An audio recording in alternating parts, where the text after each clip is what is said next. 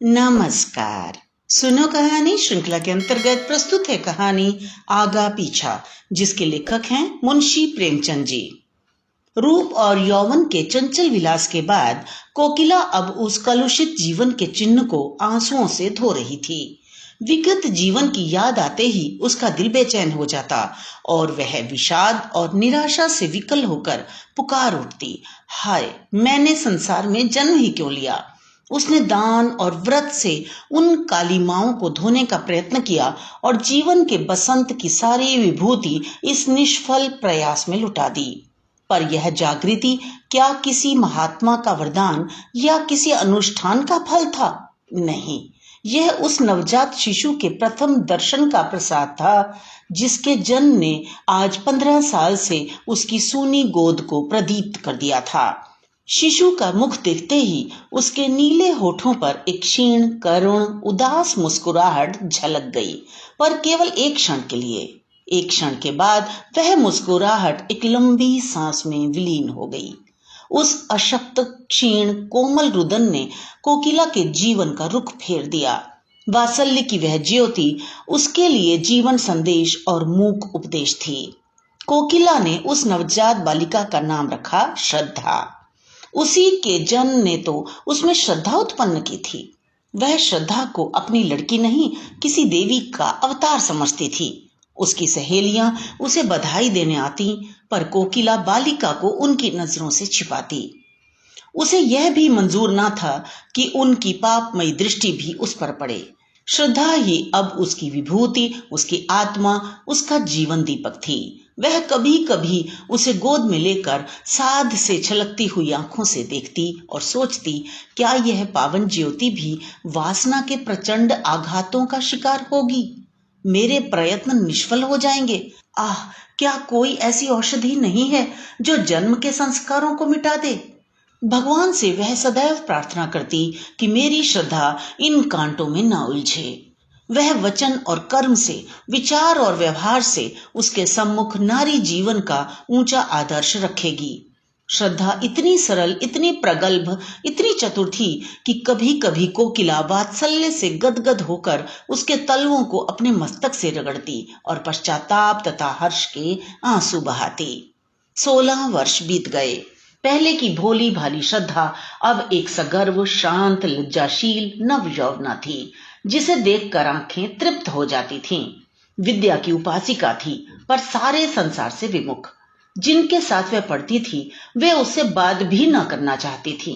मातृ स्नेह के वायुमंडल में पड़कर वह घोर अभिमानिनी हो गई थी। वात्सल्य के वायुमंडल, सखी सहेलियों के परित्याग, रात दिन की घोर पढ़ाई और पुस्तकों के एकांतवास से अगर श्रद्धा को अहम भाव हो आया तो आश्चर्य की कौन सी बात है। उसे किसी से भी बोलने का अधिकार न था। विद्यालय में भले घर की लड़कियां उसके सहवास में अपना अपमान समझती थीं।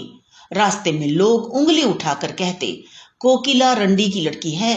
उसका सिर झुक जाता। कपोल क्षण भर के लिए लाल होकर दूसरे ही क्षण फिर चूने की तरह सफेद हो जाते। श्रद्धा को एकांत से प्रेम था। विवाह को ईश्वरीय कोप समझती थी।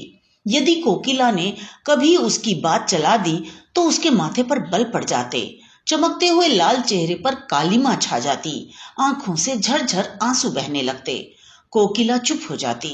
दोनों के जीवन आदर्शों में विरोध था।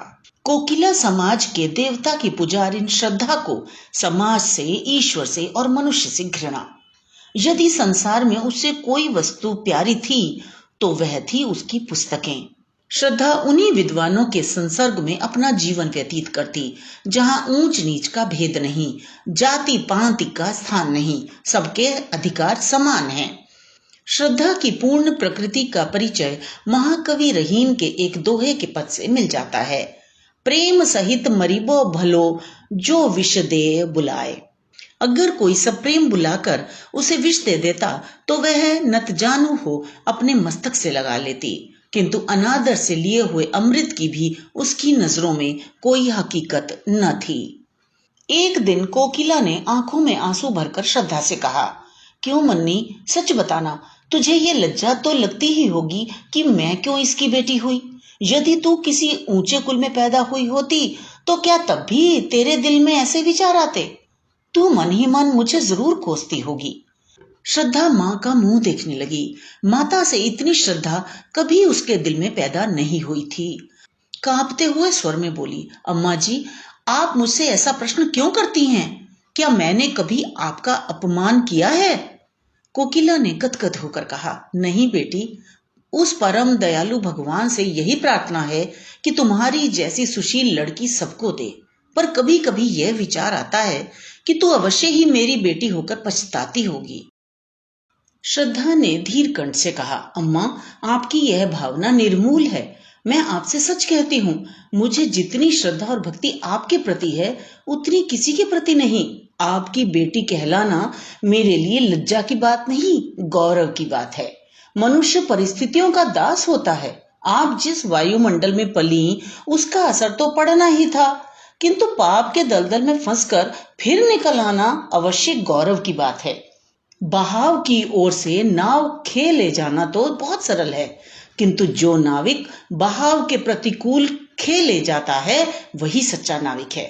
कोकिला ने मुस्कुराते हुए पूछा, तो फिर विवाह के नाम से क्यों चिढ़ती है? श्रद्धा ने आंखें नीची करके उत्तर दिया, बिना विवाह के जीवन व्यतीत नहीं हो सकता। मैं कुमारी ही रहकर जीवन बिताना चाहती हूँ। विद्यालय से निकलकर कॉलेज में प्रवेश करूंगी और 2-3 वर्ष बाद हम दोनों स्वतंत्र रूप से रह सकती हैं। डॉक्टर बन सकती हूँ, वकालत कर सकती हूँ। औरतों के लिए सब मार्ग खुल गए हैं। कोकिला ने डरते डरते पूछा, क्यों? क्या तुम्हारे हृदय में कोई दूसरी इच्छा नहीं होती? किसी से प्रेम करने की अभिलाषा तेरे मन में नहीं पैदा होती? श्रद्धा ने एक लंबी सांस लेकर कहा, अम्मा जी, प्रेम विहीन संसार में कौन है? प्रेम मानव जीवन का श्रेष्ठ अंग है। यदि ईश्वर की ईश्वरता कहीं देखने में आती है तो वह केवल प्रेम में। जब कोई ऐसा व्यक्ति मिलेगा जो मुझे वरने में अपनी मान हानि न समझेगा तो मैं तन मन धन से उसकी पूजा करूंगी। पर किसके सामने हाथ पसार कर प्रेम की भिक्षा मांगूं? यदि किसी ने सुधर के क्षणिक आवेश में विवाह कर भी लिया तो मैं प्रसन्न न हो सकूंगी। इससे तो कहीं अच्छा है कि मैं विवाह का विचार ही छोड़ दूं। इन्हीं दिनों महिला मंडल का एक उत्सव हुआ। कॉलेज के रसिक विद्यार्थी काफी संख्या में सम्मिलित हुए। हॉल में तिल भर भी जगह खाली न थी। श्रद्धा भी आकर स्त्रियों की सबसे अंत की पंक्ति में खड़ी हो गई। उसे यह सब स्वांग मालूम होता था। आज प्रथम ही बार वह ऐसी सभा में सम्मिलित हुई थी। सभा की कार्यवाही शुरू हुई। प्रधान महोदय की वक्तृता के पश्चात प्रस्ताव पेश होने लगे और उनके समर्थन के लिए वक्तृताएं होने लगी, किंतु महिलाएं उनकी वक्तृताएं भूल गईं या उन पर सभा का ऐसा रौब छा गया कि उनकी वक्तृता शक्ति लोप हो गई।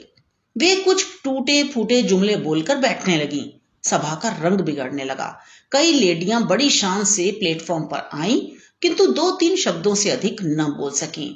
नव युवकों को मजाक उड़ाने का अवसर मिला। कह कहे पड़ने लगे, तालियां बजने लगी। श्रद्धा उनकी यह दुर्जनता देखकर तिलमिला उठी। उसका अंग प्रत्यंग फड़कने लगा। प्लेटफॉर्म पर जाकर वह कुछ इस शान से बोली कि सभा पर आतंक छा गया। कोलाहल शांत हो गया। लोग टकटकी बांधकर उसे देखने लगे। श्रद्धा स्वर्गीय बाला की भांति धारावाहिक रूप में बोल रही थी। उसके प्रत्येक शब्द से नवीनता, सजीवता और दृढ़ता प्रतीत होती थी। उसके नव यौवन की सुरभि भी चारों ओर फैलकर सभा मंडप को अवाक कर रही थी। सभा समाप्त हुई। लोग टीका टिप्पणी करने लगे।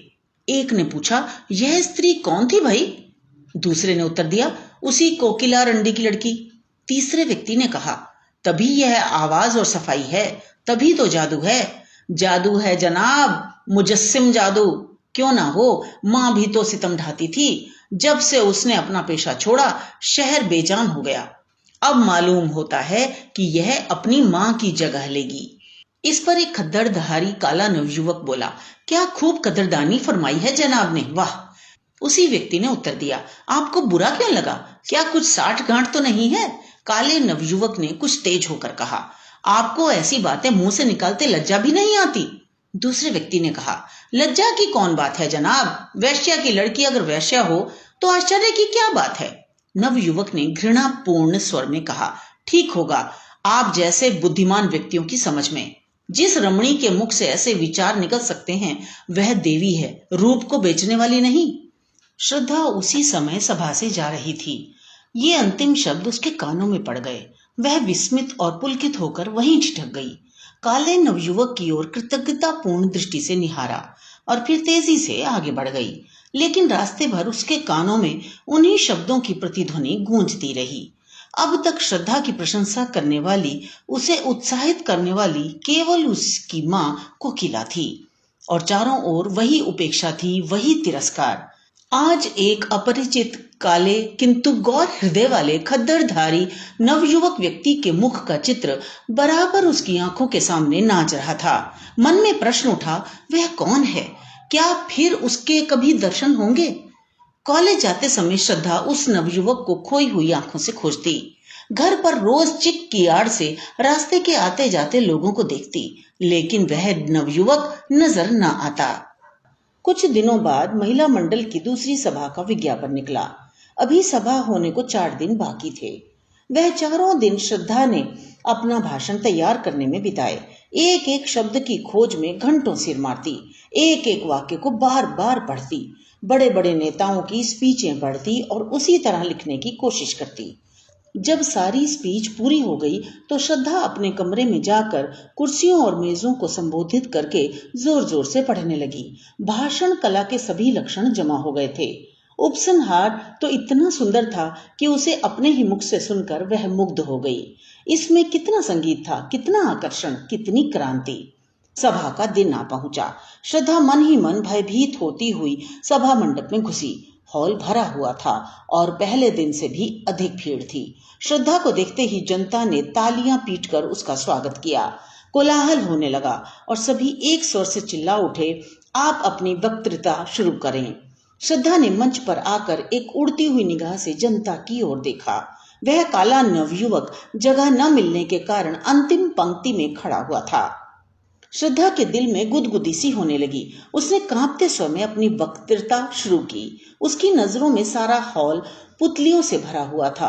अगर कोई जीवित मनुष्य था तो वही सबसे पीछे खड़ा हुआ काला नवयुवक। उसका मुख उसी की ओर था।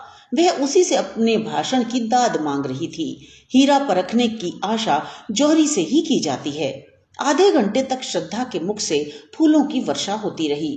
लोगों को बहुत कम ऐसी वक्तृता सुनने को मिली थी।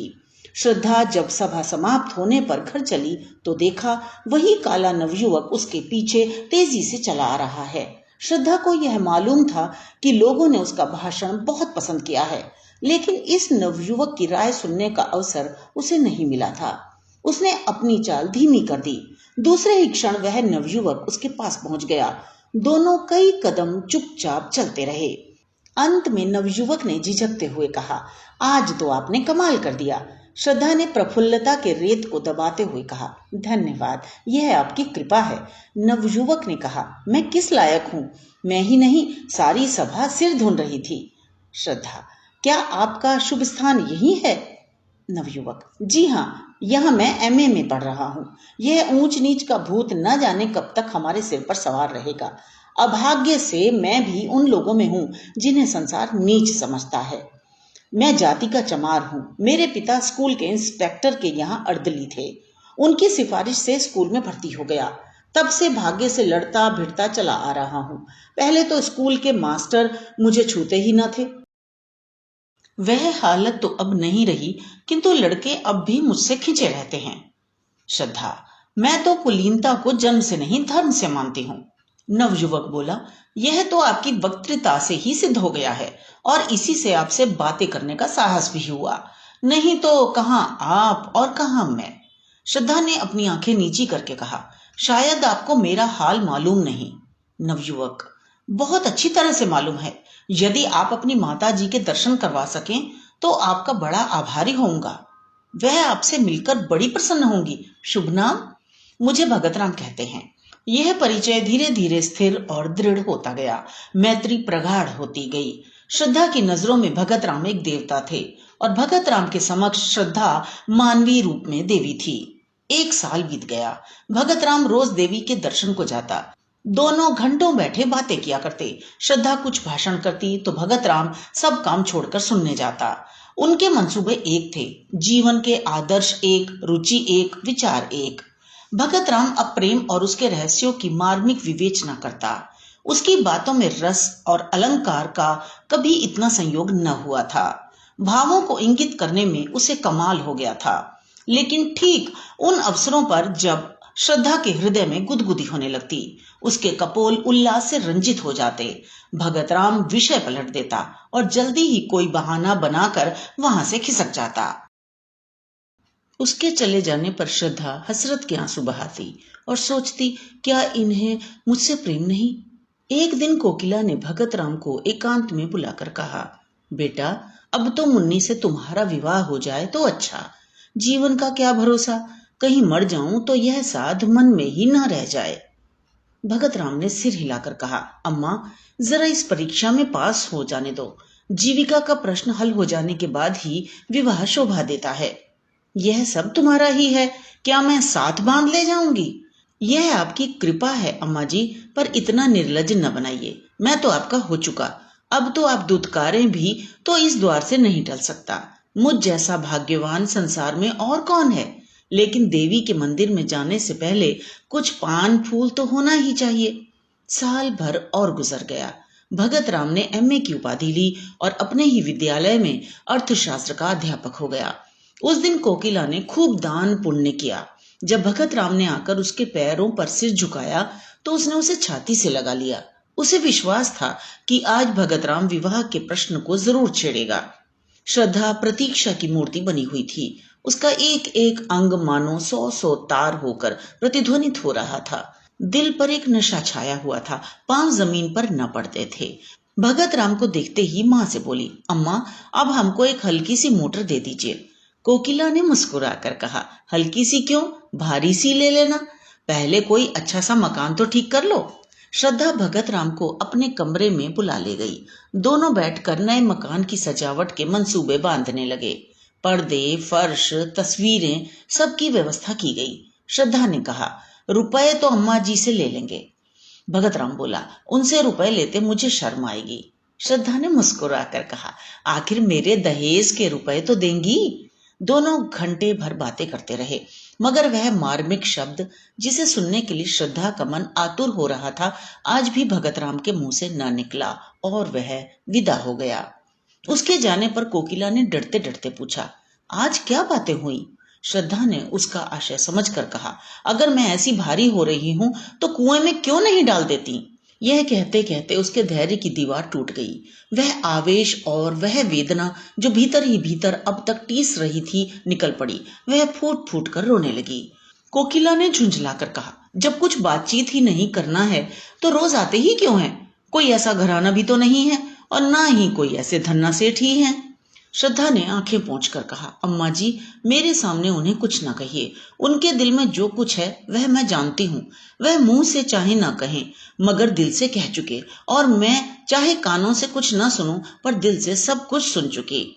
कोकिला ने श्रद्धा से कुछ भी ना कहा, लेकिन दूसरे दिन भगत राम से बोली, अब किस विचार में हो बेटा?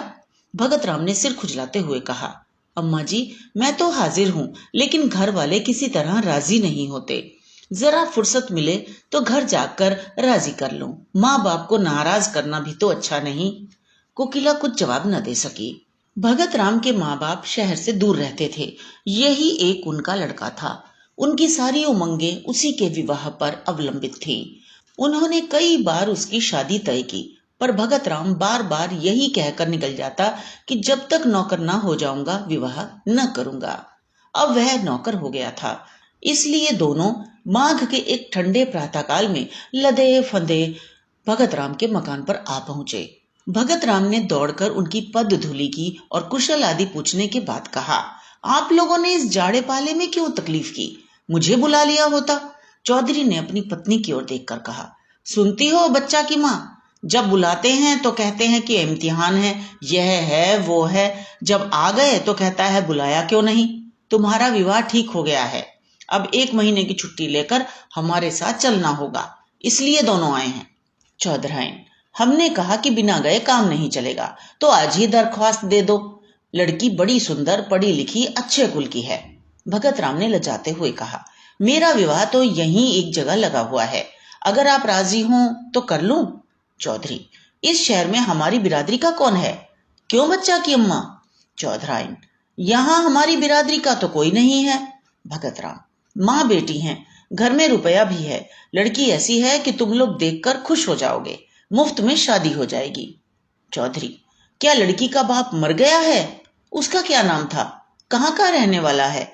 कुलमर जात कैसा है? जब तक ये सारी बातें मालूम न हो जाएं, तब तक विवाह कैसे हो सकता है? क्यों बच्चा की अम्मा? चौधराइन, हाँ, बिना इन बातों का पता लगाए कैसे हो सकता है? भगत राम ने कोई जवाब नहीं दिया। चौधरी, यहाँ किस मोहल्ले में रहती हैं माँ बेटी? सारा शहर हमारा छाना पड़ा है, हम यहाँ कोई 20 साल रहे होंगे। क्यों बच्चा की अम्मा? चौधराइन, 20 साल से ज्यादा रहे हैं। भगत राम, उनका घर नखास पर है। चौधरी, नखास से किस तरफ? भगत राम, नखास की सामने वाली गली में पहला मकान उन्हीं का है, सड़क से दिखाई देता है।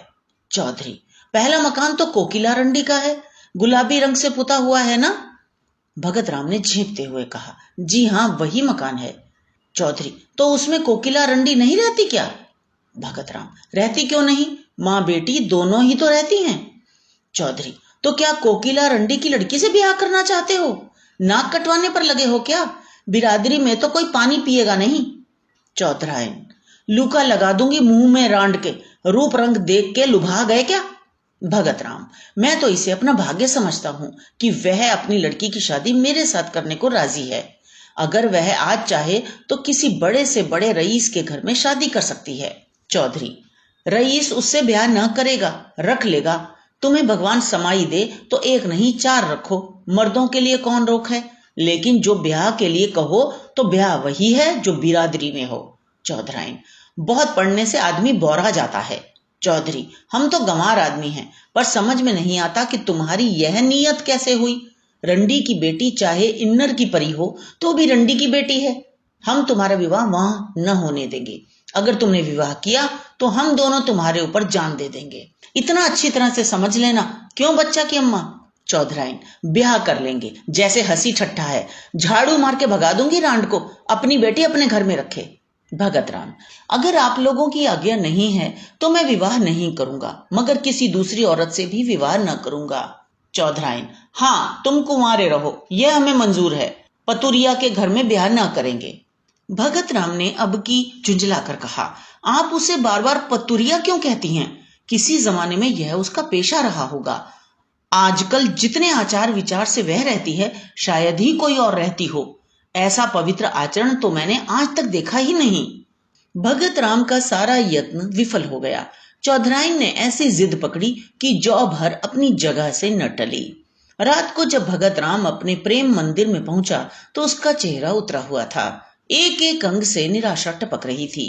श्रद्धा रास्ता देखती हुई घबरा रही थी कि आज इतनी रात तक आए क्यों नहीं। उन्हें क्या मालूम कि मेरे दिल की क्या हालत हो रही है। यार दोस्तों से छुट्टी मिलेगी तो भूलकर इधर भी आ जाएंगे। कोकिला ने कहा, मैं तो तुझसे कह चुकी कि उनका अब वह मिजाज नहीं रहा, फिर भी तू नहीं मानती। आखिर इस टाल मटोल की कोई हद भी है? श्रद्धा ने दुखित होकर कहा, अम्मा जी, मैं आपसे 1000 बार विनय कर चुकी हूँ कि चाहे लौकिक रूप में कुमारी ही क्यों ना रहूं, लेकिन हृदय से उनकी ब्याहता हो चुकी। अगर ऐसा आदमी विश्वास करने के काबिल नहीं है तो फिर नहीं जानती कि किस पर विश्वास किया जा सकता है। इसी समय भगत राम निराशा की मूर्ति बने हुए कमरे के भीतर आए। दोनों स्त्रियों ने उनकी ओर देखा। कोकिला की आंखों में शिकायत थी और श्रद्धा की आंखों में वेदना। कोकिला की आंखें कह रही थी, यह क्या तुम्हारे रंग ढंग हैं? श्रद्धा की आंखें कह रही थी, इतनी निर्दयता। भगत राम ने धीमे वेदनापूर्ण स्वर में कहा, आप लोगों को आज बहुत देर तक मेरी राह देखनी पड़ी, मगर मैं मजबूर था। घर से अम्मा और दादा आए हुए हैं, उन्हीं से बातें कर रहा था। कोकिला बोली, घर पर तो सब कुशल है ना? भगत राम ने सिर झुकाए हुए कहा, जी हाँ, सब कुशल है। मेरे विवाह का मसला पेश था। पुराने ख्याल के आदमी हैं, किसी तरह भी राजी नहीं होते। कोकिला का मुख तमतमा उठा। बोली, हाँ, क्यों राजी होंगे, हम लोग उनसे भी नीच हैं ना। लेकिन जब तुम उनकी इच्छा के दास थे तो तुम्हें उनसे पूछकर यहाँ आना जाना चाहिए था। इस तरह हमारा अपमान करके तुम्हें क्या मिला? यदि मुझे मालूम होता कि तुम अपने माँ बाप के इतने गुलाम हो तो यह नौबत ही काहे को आती। श्रद्धा ने देखा कि भगत राम की आंखों से आंसू गिर रहे हैं। विनीत भाव से बोली, अम्मा जी, माँ बाप की मर्जी का गुलाम होना कोई पाप नहीं है। अगर मैं आपकी उपेक्षा करूं तो क्या आपको दुख न होगा? यही हाल उन लोगों का भी होगा। श्रद्धा यह कहती हुई अपने कमरे की ओर चली और इशारे से भगत राम को भी बुलाया। कमरे में बैठकर दोनों कई मिनट तक पृथ्वी की ओर ताकते रहे। किसी में भी साहस न था कि उस सन्नाटे को तोड़े। अंत में भगत राम ने पुरुषोचित वीरता से काम लिया और कहा, श्रद्धा, इस समय मेरे हृदय के भीतर तुमुल युद्ध हो रहा है। मैं शब्दों में अपनी दशा बयान नहीं कर सकता। जी चाहता है कि विष खाकर जान दे दूं। तुमसे अलग रहकर जीवित नहीं रह सकता, केवल तड़प सकता हूं। मैंने न जाने उनकी कितनी खुशामद की, कितना रोया, कितना गिड़गिड़ाया, लेकिन दोनों अपनी बातों पर अड़े रहे। बार बार यही कहते रहे कि अगर यह ब्याह होगा तो हम दोनों तुम पर अपनी जान दे देंगे। उन्हें मेरी मौत मंजूर है, लेकिन तुम मेरे हृदय की रानी बनो, यह मंजूर नहीं। श्रद्धा ने सांत्वना देते हुए कहा, प्यारे, मुझसे उनका घृणा करना उचित है। पढ़े लिखे आदमियों में ही ऐसे कितने निकलेंगे। इसमें उनका कोई दोष नहीं। मैं सवेरे उनके दर्शन करने जाऊंगी। शायद मुझे देखकर उनका दिल पिघल जाए। मैं हर तरह से उनकी सेवा करूंगी। उनकी धोतियां धोऊंगी, उनके पैर दाबा करूंगी। मैं वह सब करूंगी जो उनकी मनचाही बहू करती। इसमें लज्जा की कौन सी बात। मैं उनके तलवे सहलाऊंगी, भजन गाकर सुनाऊंगी। मुझे बहुत से देहाती गीत आते हैं। अम्मा जी के सिर के सफेद बाल चुनूंगी। मैं दया नहीं चाहती, मैं तो प्रेम की चेरी हूं। तुम्हारे लिए मैं सब कुछ करूंगी, सब कुछ। भगत राम को ऐसा मालूम हुआ मानो उसकी आंखों की ज्योति बढ़ गई है अथवा शरीर में कोई दूसरी ज्योतिर्मय आत्मा आ गई है। उसके हृदय का सारा अनुराग, सारा विश्वास, सारी भक्ति आंखों से उमड़कर श्रद्धा के पैरों की ओर जाती हुई मालूम हुई। मानो किसी घर से नन्हे नन्हे लाल कपोल वाले, रेशमी कपड़ों वाले, घुंघराले बालों वाले बच्चे हंसते हुए निकलकर खेलने जा रहे हों। चौधरी और चौधरायन को शहर आए हुए 2 सप्ताह बीत गए। वे रोज जाने के लिए कमर कसते, लेकिन फिर रह जाते। श्रद्धा उन्हें जाने न देती। सवेरे जब उनकी आंखें खुलती तो श्रद्धा उनके स्नान के लिए पानी तपाती हुई होती। चौधरी को अपना हुक्का भरा हुआ मिलता। वे लोग ज्यों ही नहाकर उठते, श्रद्धा उनकी धोती छांटने लगती। दोनों उसकी सेवा और अविरत परिश्रम देखकर दंग रह जाते। ऐसी सुंदर, ऐसी मधुभाषिणी, ऐसी हंसमुख और चतुर रमणी चौधरी ने इंस्पेक्टर साहब के घर में भी न देखी थी। चौधरी को वह देवी मालूम होती और चौधराइन को लक्ष्मी। दोनों श्रद्धा की सेवा और टहल व प्रेम पर आश्चर्य करते थे, किंतु तो भी कलंक और बिरादरी का प्रश्न उनके मुंह पर मुहर लगाए था। 15वें दिन जब श्रद्धा 10 बजे रात को अपने घर चली गई तो चौधरी ने चौधराइन से कहा, लड़की तो साक्षात लक्ष्मी है। चौधराइन, जब मेरी धोती छांटने लगती है तो मैं मारे लाज के कट जाती हूँ। हमारी तरह तो इसकी लौंडी होगी। चौधरी, फिर क्या सलाह देती हो? अपनी बिरादरी में तो ऐसी सुघड़ लड़की मिलने की नहीं। चौधराइन, राम का नाम लेकर ब्याह करो। बहुत होगा, रोटी पड़ जाएगी। 5 बीसी में तो रोटी होती है। कौन 56 टके लगते हैं। पहले हमें शंका होती थी कि पतुरिया की लड़की न जाने कैसी हो, कैसी न हो, पर अब सारी शंका मिट गई। चौधरी, जब बातें करती है तो मालूम होता है मुंह से फूल झड़ते हैं। चौधराइन, मैं तो उसकी मां को बखानती हूँ जिसकी कोख में ऐसी लक्ष्मी जन्मी। चौधरी, कल चलो, कोकिला से मिलकर सब ठीक ठाक कराएं। चौधराइन, मुझे तो उसके घर जाते शर्म लगती है। वह रानी बनी बैठी होगी, मैं तो उसकी लौंडी मालूम होऊंगी। चौधरी, तो फिर पाउडर लगाकर मुंह में पोत लो, गोरी हो जाओगी। इंस्पेक्टर साहब की मेम भी तो रोज पाउडर लगाती थी। रंग तो सांवला था, पर जब पाउडर लगा लेती तो मुंह चमकने लगता था। चौधराइन, हंसी करोगे तो गाली दूंगी। हाँ, काली चमड़ी पर कोई रंग चढ़ता है जो पाउडर चढ़ जाएगा। तुम तो सचमुच उसके चौकीदार से लगोगे। चौधरी बोला, तो कल मुंह अंधेरे चल दें। अगर कहीं श्रद्धा आ गई तो फिर गला ना छोड़ेगी। बच्चा से कह देंगे कि पंडित से सायत मिति सब ठीक कर लो। फिर हंसकर कहा, उन्हें तो आप ही जल्दी होगी। चौधराइन भी पुराने दिन याद करके मुस्कुराने लगी। चौधरी और चौधराइन का मत पाकर कोकिला विवाह का आयोजन करने लगी। कपड़े बनवाए जाने लगे, बर्तनों की दुकानें छानी जाने लगी और गहनों के लिए सुनार के पास ऑर्डर जाने लगे। लेकिन ना मालूम क्यों भगत राम के मुख पर प्रसन्नता का चिन्ह तक न था। श्रद्धा के यहाँ नित्य की भांति जाता, किंतु उदास, कुछ भूला हुआ सा बैठा रहता था।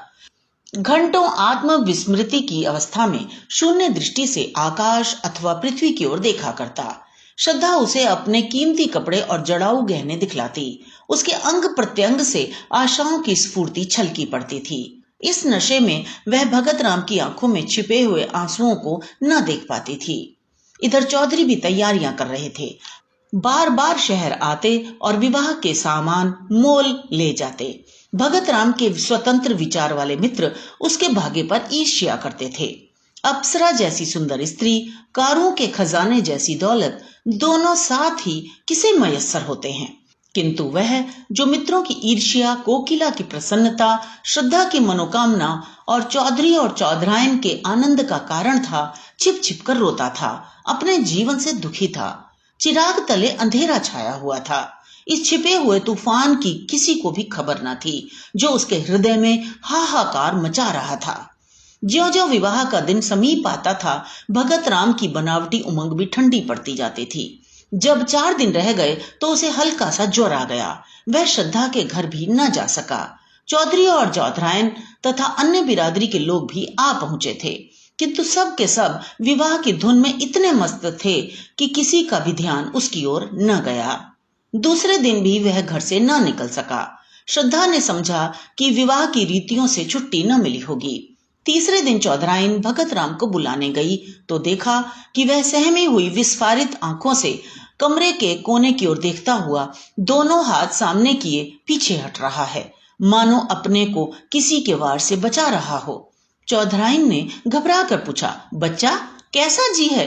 पीछे इस तरह क्यों चले जा रहे हो? यहाँ तो कोई नहीं है। भगत राम के मुख पर पागलों जैसी अचेतना थी। आंखों में भय छाया हुआ था। भीत स्वर में बोला, नहीं अम्मा जी, देखो वह श्रद्धा चली आ रही है। देखो उसके दोनों हाथों में 2 काली नागिनें हैं। वह मुझे उन नागिनों से डसवाना चाहती है। अरे अम्मा, वह नजदीक आ गई। श्रद्धा, श्रद्धा, तुम मेरी जान की क्यों बैरिन हो गई? क्या मेरे असीम प्रेम का यही परिणाम है? मैं तो तुम्हारे चरणों पर बलि होने के लिए सदैव तत्पर था। इस जीवन का मूल्य ही क्या है? तुम इन नागिनों को दूर फेंक दो। मैं यहाँ तुम्हारे चरणों पर लेटकर यह जान तुम पर न्यौछावर कर दूंगा। है, तुम न मानोगी। यह कहकर वह चित्त गिर पड़ा। चौधराइन ने लपक कर चौधरी को बुलाया। दोनों ने भगत राम को उठाकर चारपाई पर लिटा दिया। चौधरी का ध्यान किसी आसेब की ओर गया। वह तुरंत ही लौंग और राख लेकर आसेब उतारने का आयोजन करने लगे। स्वयं मंत्र तंत्र में निपुण थे। भगत राम का सारा शरीर ठंडा था, किंतु सिर तवे की तरह तप रहा था। रात को भगत राम कई बार चौंक कर उठा। चौधरी ने हर बार मंत्र फूंक कर अपने ख्याल से आसेब को भगाया। चौधराइन ने कहा, कोई डॉक्टर क्यों नहीं बुलाते? शायद दवा से कुछ फायदा हो। कल ब्याह और आज ये हाल। चौधरी ने निशंक भाव से कहा, डॉक्टर आकर क्या करेगा? वही पीपल वाले बाबा तो हैं। दवा दारू करना उनसे और रार बढ़ाना है। रात जाने दो, सवेरा होते ही 1 बकरा और 1 बोतल दारू उनकी भेंट की जाएगी। बस और कुछ करने की जरूरत नहीं। डॉक्टर बीमारी की दवा करता है कि हवा बयार की? बीमारी उन्हें कोई नहीं है। कुल के बाहर ब्याह करने से देवता लोग रूठ गए हैं। सवेरे चौधरी ने 1 बकरा मंगाया। स्त्रियां गाती बजाती हुई देवी के चौतरे की ओर चली। सब लोग लौट कर आए तो देखा कि भगत राम की हालत खराब है। उसकी नाड़ी धीरे धीरे बंद हो रही थी। मुख पर मृत्यु विभीषिका की छाप थी। उसके दोनों नेत्रों से आंसू बहकर गालों पर ढुलक रहे थे, मानो अपूर्ण इच्छा का अंतिम संदेश निर्दय संसार को सुना रहे हों। जीवन का कितना वेदनापूर्ण दृश्य था। अश्रु की 2 बूंदें। अब चौधरी घबराए। तुरंत ही कोकिला को खबर दी। एक आदमी डॉक्टर के पास भेजा। डॉक्टर के आने में तो देर थी। वह भगत राम के मित्रों में से थे, किंतु कोकिला और श्रद्धा आदमी के साथ ही आ पहुंची। श्रद्धा भगत राम के सामने आकर खड़ी हो गई। आंखों से आंसू बहने लगे। थोड़ी देर में भगत राम ने आंखें खोली और श्रद्धा की ओर देखकर बोले, तुम आ गई श्रद्धा? मैं तुम्हारी राह देख रहा था। यह अंतिम प्यार लो, आज ही सब आगा पीछा का अंत हो जाएगा, जो आज से 3 वर्ष पूर्व आरंभ हुआ था। इन 3 वर्षों में मुझे जो आत्मिक यंत्रणा मिली है, हृदय ही जानता है। तुम वफा की देवी हो, लेकिन मुझे रह रह कर यह भ्रम होता था, क्या तुम खून के असर का नाश कर सकती हो? क्या तुम एक ही बार में अपनी परंपरा की नीति छोड़ सकोगी? क्या तुम जन्म के प्राकृतिक नियमों को तोड़ सकोगी? इन भ्रमपूर्ण विचारों के लिए शोक न करना। मैं तुम्हारे योग्य न था, किसी प्रकार भी, और कभी भी तुम्हारे जैसा महान हृदय न बन सका। हाँ, इस भ्रम के वश में पड़कर संसार से मैं अपनी इच्छाएं बिना पूर्ण किए ही जा रहा हूँ। तुम्हारे अगाध, निष्कपट, निर्मल प्रेम की स्मृति सदैव ही मेरे साथ रहेगी। किंतु हाय अफसोस, कहते कहते भगत राम की आंखें फिर बंद हो गईं। श्रद्धा के मुख पर गाढ़ी लालिमा दौड़ गई। उसके आंसू सूख गए, झुकी हुई गर्दन तन गई, माथे पर बल पड़ गए, आंखों में आत्म अभिमान की झलक आ गई। वह क्षण भर वहां खड़ी रही और दूसरे क्षण नीचे आकर अपनी गाड़ी में बैठ गई। कोकिला उसके पीछे पीछे दौड़ी हुई आई और बोली, बेटी, यह क्रोध करने का अवसर नहीं है। लोग अपने दिल में क्या कहेंगे? उनकी दशा बराबर बिगड़ती ही जाती है। तुम्हारे रहने से बुढ़ों को ढांढस बंधा रहेगा। श्रद्धा ने कुछ उत्तर न दिया। कोचवान से कहा, घर चलो। कहकर कोकिला भी गाड़ी में बैठ गई। असहाय शीत पड़ रहा था। आकाश में काले बादल छाए हुए थे। शीतल वायु चल रही थी। माघ के अंतिम दिवस थे। वृक्ष, पेड़ पौधे भी शीत से अकड़े हुए थे। दिन के 8 बज गए थे। अभी तक लोग रजाई के भीतर मुंह लपेटे हुए थे, लेकिन श्रद्धा का शरीर पसीने से भीगा हुआ था। ऐसा मालूम होता था कि सूर्य की सारी उष्णता उसके शरीर की रगों में घुस गई है। उसके होठ सूख गए थे, प्यास से नहीं, आंतरिक धधकती हुई अग्नि की लपटों से। उसका एक एक अंग उस अग्नि की भीषण आंच से जला जा रहा था। उसके मुख से बार बार जलती हुई गर्म सांस निकल रही थी, मानो किसी चूल्हे की लपट हो। घर पहुंचते पहुंचते उसका फूल सा मुख मलिन हो गया। होंठ पीले पड़ गए, जैसे किसी काले सांप ने डस लिया हो। कोकिला बार बार अश्रुपूर्ण नेत्रों से उसकी ओर ताकती थी, पर क्या कहे और क्या कहकर समझाए। घर पहुंचकर श्रद्धा अपने ऊपर के कमरे की ओर चली, किंतु उसमें इतनी शक्ति न थी कि सीढ़ियां चढ़ सके। रस्सी को मजबूती से पकड़ती हुई किसी तरह अपने कमरे में पहुंची। हाय, आधा ही घंटे पूर्व यहाँ की एक एक वस्तु पर प्रसन्नता, आह्लाद, आशाओं की छाप लगी हुई थी, पर अब सब की सब सिर धुनती हुई मालूम होती थीं। बड़े बड़े संदूकों में जोड़े सजाए हुए रखे थे। उन्हें देखकर श्रद्धा के हृदय में हुक उठी और वह गिर पड़ी, जैसे विहार करता हुआ और कुलांचे भरता हुआ हिरन तीर लग जाने से गिर पड़ता है। अचानक उसकी दृष्टि उस चित्र पर जा पड़ी जो आज से 3 वर्ष से उसके जीवन का आधार हो रही थी। उस चित्र को उसने कितनी बार चूमा था, कितनी बार गले लगाया था, कितनी बार हृदय से चिपका लिया था। वे सारी बातें एक एक करके याद आ रही थीं, लेकिन उनके याद करने का भी अधिकार उसे न था। हृदय के भीतर एक दर्द उठा, जो पहले से कहीं अधिक प्राणांतककारी, जो पहले से अधिक तूफान के समान भयंकर था। हाय, उस मरने वाले के दिल को उसने कितनी यंत्रणा पहुंचाई। भगत राम के अविश्वास का यह जवाब, यह प्रत्युत्तर कितना रोमांचकारी और हृदय विदारक था। हाय, वह कैसे ऐसी निठुर हो गई। उसका प्यारा उसकी नजरों के सामने दम तोड़ रहा था। उसके लिए, उसकी सांत्वना के लिए एक शब्द भी मुंह से ना निकला। यही तो खून का असर है, इसके अतिरिक्त और हो ही क्या सकता था। आज पहली बार श्रद्धा को कोकिला की बेटी होने का पछतावा हुआ। वह इतनी स्वार्थरत, इतनी हृदयहीन है, आज ही उसे मालूम हुआ। वह त्याग, वह सेवा, वह उच्चादर्श जिस पर उसे घमंड था, ढह कर श्रद्धा के सामने गिर पड़ा। वह अपनी ही दृष्टि में अपने को हे समझने लगी। उस स्वर्गीय प्रेम का ऐसा नैराश्यपूर्ण उत्तर वैश्या की पुत्री के अतिरिक्त और कौन दे सकता है। श्रद्धा उसी समय कमरे से बाहर निकलकर वायु वेग से सीढ़ियां उतरती हुई नीचे पहुंची और भगत राम के मकान की ओर दौड़ी। वह आखिरी बार उससे गले मिलना चाहती थी, अंतिम बार उसके दर्शन करना चाहती थी। वह अंतिम प्रेम के कठिन बंधनों को निभाएगी और अंतिम श्वास तक उसी की ही बनकर रहेगी। रास्ते में कोई सवारी न मिली। श्रद्धा थकी जा रही थी, सिर से पांव तक पसीने से नहाई हुई थी। न मालूम कितनी बार वह ठोकर खाकर गिरी और फिर उठकर दौड़ने लगी। उसके घुटनों से रक्त निकल रहा था। साड़ी कई जगह से फट गई थी, मगर उस वक्त अपने तन बदन की उसे सुध तक न थी।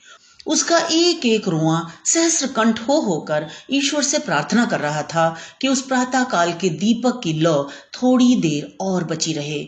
उनके मुंह से एक बार श्रद्धा का शब्द सुनने के लिए उसकी अंतरात्मा कितनी व्याकुल हो रही थी। केवल यही एक शब्द सुनकर फिर उसकी कोई भी इच्छा अपूर्ण न रह जाएगी। उसकी सारी आशाएं सफल हो जाएंगी, सारी साध पूर्ण हो जाएगी। श्रद्धा को देखते ही चौधराइन ने उसका हाथ पकड़ लिया और रोती हुई बोली, बेटी तुम कहाँ चली गई थी? 2 बार तुम्हारा नाम लेकर पुकार चुके हैं। श्रद्धा को ऐसा मालूम हुआ मानो उसका कलेजा फटा जा रहा है। उसकी आंखें पथरा गईं।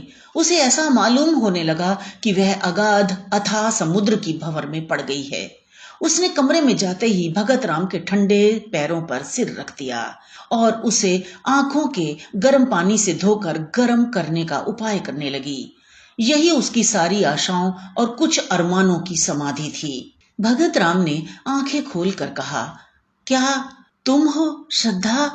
मैं जानता था कि तुम आओगी, इसलिए अभी तक प्राण अवशेष थे। जरा मेरे हृदय पर अपना सिर रख दो। हाँ, अब मुझे विश्वास हो गया कि तुमने मुझे क्षमा कर दिया। जी डूब रहा है, तुमसे कुछ मांगना चाहता हूं, पर किस मुंह से मांगूं? जब जीते जी न मांग सका तो अब क्या है? हमारी अंतिम घड़ियां किसी अपूर्ण साध को अपने हिये के भीतर छिपाए हुए होती हैं।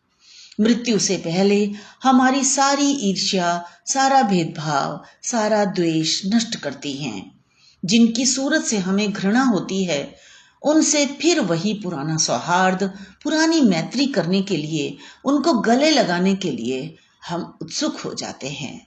जो कुछ कर सकते थे और न कर सके, उसी की एक साध रह जाती है। भगत राम ने उखड़े हुए विषादपूर्ण स्वर में अपने प्रेम की पुनरावृत्ति श्रद्धा के सामने की।